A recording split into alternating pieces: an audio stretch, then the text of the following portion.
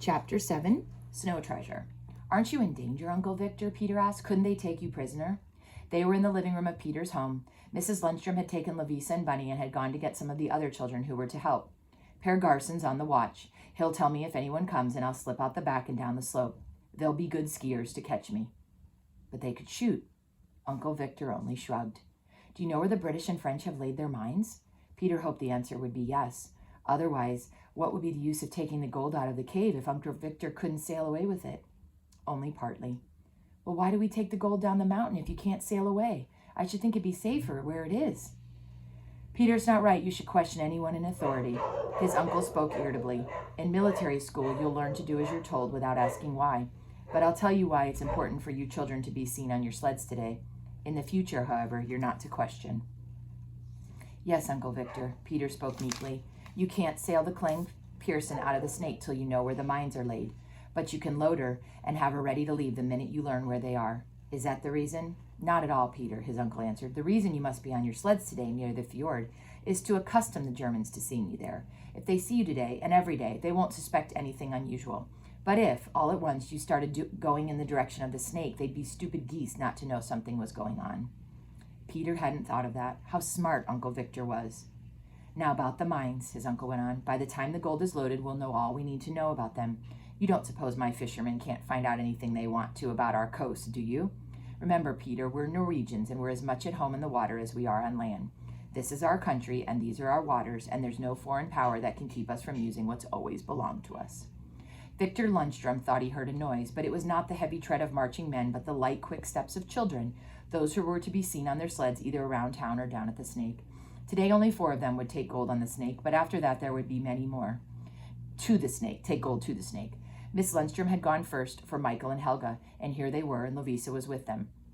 Now we can get started, Uncle Victor spoke. Listen carefully while I tell you what you are to do. I may have to leave any minute, so pay attention. If there's anything I miss, Fru Lundstrom or Per Garson will tell you. There wasn't a sound from any of the 4. What I'm going to say is of the gravest importance. On you, to an extent, depends the welfare of your country. If you do what you're told and do it right, you'll be helping countless Norwegians, not only the soldiers in the army, but the people at home. Eyes were bright at this mention of a chance to help their country. If you children win out, the enemy that today has invaded a peace-loving, unoffending country will have less gold, and so fewer guns and less ammunition and food. Also, fewer opportunities to use our wealth to bring suffering and death to our people, he went on. Peter will take you to a place where we've hidden 13 tons of gold bullion. Money, you know, that's not been made into coins.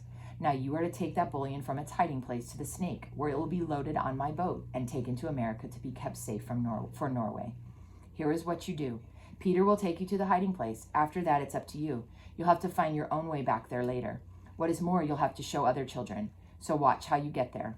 Now in Ryswick School, there are 38 pupils. We think old enough for this. These will divide into teams of 9, a captain and a squad of 8. That leaves 2 over, Peter spoke. Right, his uncle answered. You and Michael will each have 10. Your mother has made up the teams. You 4 are captains, and you must take the ones assigned to you, and no quarreling. And if any differences arise, Peter's the one to settle them. You must do as he says. Of course, your teams will split up on the way. You'll go in 2s and 3s, for if they counted 9 and 10 each time, they'd know something was up. He stopped for a minute and then went on.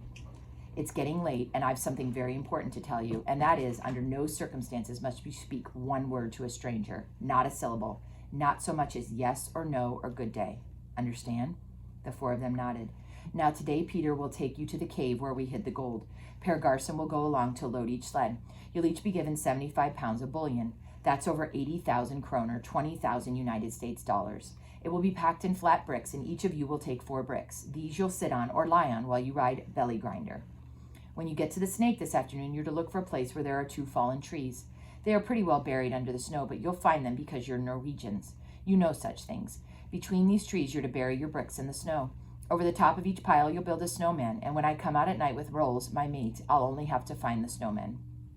This was even better than playing pirates, Peter decided. Now about the return trip, you start back up the mountain to the Holmes farm, where you'll spend the night. They have room for dozens. The girls will stay in the house and the boys in the barn. You will get a warm supper and breakfast next day. Then you'll come back here. But it won't matter if you are late, because you are to rest that day and start back to the Snake the next day. The way we've planned it is for 2 teams to go one day and the 2 teams the next. That will give you a day to rest up, or almost a day. Per Garson stuck his head in the door. Jan from the sale yard comes, he says. He thinks the Germans are starting up the mountain. Uncle Victor jumped up. Oh, Uncle Victor, don't let them get you, Lavisa moaned. He slipped out of the room and through the kitchen to the outside. They could hear the whiz of the skis on the hard snow.